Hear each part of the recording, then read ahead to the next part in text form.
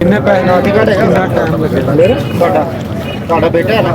ਤੁਹਾਡਾ ਸਰਟੀਫਿਕੇਟ मैंने 4 पेपर ने 3 है। ਬਰਥ ਸਰਟੀਫਿਕੇਟ मैंने 12,000 रुपये फीस है। 12,000 फीस है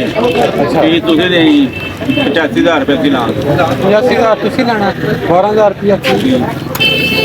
ਇਹ ਚਵਾਂ ਪੇਪਰਾਂ ਦੀ 4 की देखो फैमिली देना ना ਸ਼ਾਮ ਨੂੰ ਮਿਲਣਗੇ 7 ਵਜੇ फीस तुझे देनी 85,000 रुपये की नाम 85,000 ਤੁਸੀਂ ਲੈਣਾ 12,000 ਰੁਪਇਆ ਹੋਸਟਲ ਦੇ 90 ਮਤਲਬ ਕਿੰਨੇ ਬਣੇ ਫਿਰ ਇਹ 85 ਦੇ ਸਿੱਧੇ ਹੀ ਲਾਓ 95 297 ਇੱਕ ਦੇ ਕੋਲ ਤੁਹਾਡਾ ਖਰਚਾ ਹੈਗਾ ਲੱਖ ਰੁਪਇਆ ਬਣਾ ਲੱਖ ਰੁਪਇਆ ਪੂਰਾ ਹੀ ਕਾਪੀ ਲੱਗੇ भाई साहब अंदर आने रेट रखे अगर रूटीन च काम होए तो जमा ना कर लेना उन्हें चंगे होंगे ਉਹ ਜਿੰਨੀ ਆਵਾਮ ਪਾਗਲ ਹੋਈ ਉਹਨਾਂ ਨੇ ਸਿਰਫ 20 ਤੋਂ 25 ਬੰਦਿਆਂ ਦਾ ਕੇਸ ਕਰਨਾ बस हर रोज 20-25 बंदे कर ਡੇਲੀ ਅਗਰ ਕੋਈ ਕਵੇ ਨਾ ਕਿ 50 ਅੱਜ ਨਹੀਂ ਤੇ ਕੱਲ ਫਿਰ ਦੁਬਾਰਾ ਉਹਨਾਂ ਨੇ ਬੰਦ ਕਰ ਦੇਣੀ ਕਿਉਂਕਿ ਉਹਨਾਂ ਨੇ ਅੰਦਰ ਬੈਠ ਕੇ ਆਪਣੇ ਆਪ ਨੂੰ ਤਲਵਾਰਾਂ ਜਦੋਂ ਤੁਸੀਂ ਪੂਰਾ ਦਿਨ ਲਾਈਨ 'ਚ ਲੱਗੋਗੇ ਤੁਸੀਂ ਬਾਅਦ ਤੁਹਾਡਾ ਕੰਮ ਨਹੀਂ ਹੋਇਆ ਤੁਸੀਂ ਦੇਖ ਕੇ ਜਾਓਗੇ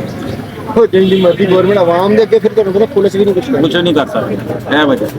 ਇਹਨਾਂ ਦੇ ਪਿੱਛੇ 1.5 ਲੱਖ ਤੋਂ ਹੀ ਆ ਮਸ਼ਹੂਰ ਆਏ ਦੇ ਵੇਟ ਇੱਕ ਹਫਤਾ ਵੇਟ ਕਰ ਲਓ ਕਿਉਂਕਿ ਹੁਣ ਸੂਰਤ ਹਾਲ ਕੁਝ ਬਿਹਤਰ ਹੋਏ ਜਾਂ ਖਰਾਬ ਹੋਵੇ ਕੁਝ ਨਹੀਂ ਪਤਾ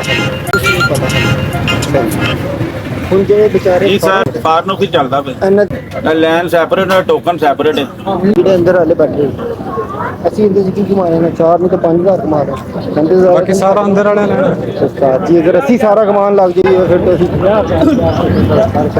ਚਾਚੂ ਜੀ ਮੈਂ ਇਹਨੂੰ ਭਾਈ ਨੂੰ ਇਹ ਗੱਲ ਦੱਸ ਰਿਹਾ ਅਸੀਂ ਮੈਂ ਕਹਿੰਦੇ ਜੇ 5 ਕਮਾ ਰਾਂਗੇ ਅਗਰ ਅਸੀਂ ਅੰਦਰ ਨਾ ਦਈਏ ਤਾਂ ਫਿਰ ਸਾਡਾ ਕੰਮ ਹੀ ਨਾ ਹੋਵੇ ਫਿਰ ਤਾਂ ਤੁਹਾਡੇ ਡਾਇਰੈਕਟ ਕਰਨ ਤੁਹਾਡਾ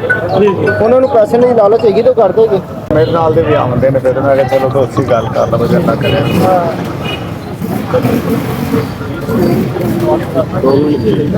ਜੀ